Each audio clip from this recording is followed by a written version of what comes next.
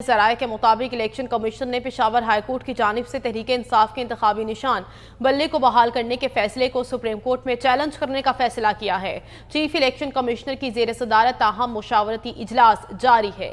इजलास में चारों मेंबरान कानूनी टीम भी शरीक है। ज़राए के मुताबिक इलेक्शन कमीशन जल्द ही पटिशन तैयार करेगा। आपको अपडेट कर रहे हैं।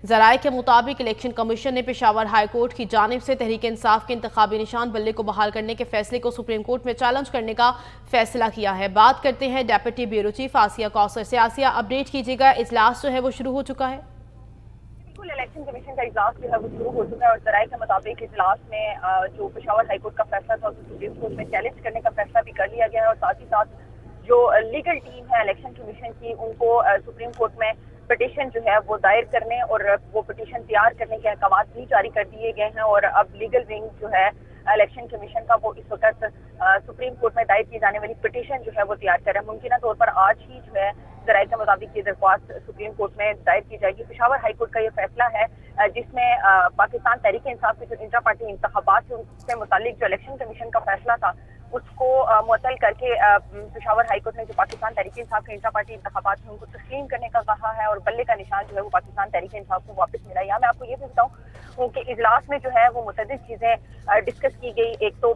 लॉ विंग से ये भी ऑप्शन लिया गया कि अगर सुप्रीम कोर्ट आया जाना चाहिए इस मामले पर या नहीं जाना चाहिए और किस तरह से तौहीन अदालत से जो है वो बचा जा सकता है। दीगर मामला भी आज इलेक्शन कमीशन के इजलास में जो है वो इस वक्त डिस्कस हो रहे हैं।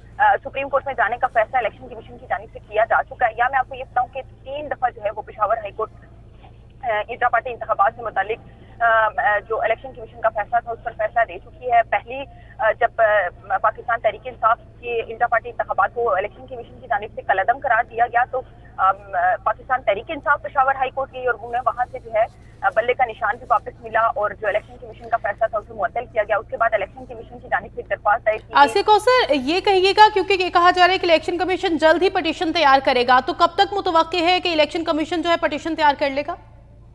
इलेक्शन कमीशन जो है वो मुमकिन तौर पर पिटीशन कुछ देर तक तैयार कर लेगा और आज ही उम्मीद ये की जा रही है कि ये पिटीशन सुप्रीम कोर्ट में दायर की जाएगी। अब इलेक्शन कमीशन के पास इसके अलावा कोई ऑप्शन मौजूद नहीं था फिलहाल कि सुप्रीम कोर्ट में इस फैसले के खिलाफ जो है वो सुप्रीम कोर्ट में दाया जाए क्योंकि वक्त इंतखाबात में बहुत कम रह चुका है। 13 तारीख को जो है वो इंतखाबी निशान जो है उनकी फहरिस्तें भी जारी होनी है, उम्मीदवारों की फहरिस्तें भी जो है वो जारी होनी है। अपील ट्रिब्यूनल का जो टाइम था वो भी खत्म होने को, जो मुस्तरद होने और मंजूर होने के खिलाफ जो दरख्वास्तें थी उन पर 20 समातें जो है वो ऑलमोस्ट मुकम्मल हो चुकी हैं, उनका वक्त भी मुकम्मल हो चुका है। तो अब इलेक्शन कमीशन के पास इस वक्त तो कोई वक्त नहीं था, लेकिन यहाँ पर और चलत बात ये है कि पाकिस्तान। ठीक है, आसिया कौसर हमें अपडेट कर रही थी, डेप्यूटी ब्यूरो चीफ इस्लामाबाद। आपका बहुत शुक्रिया।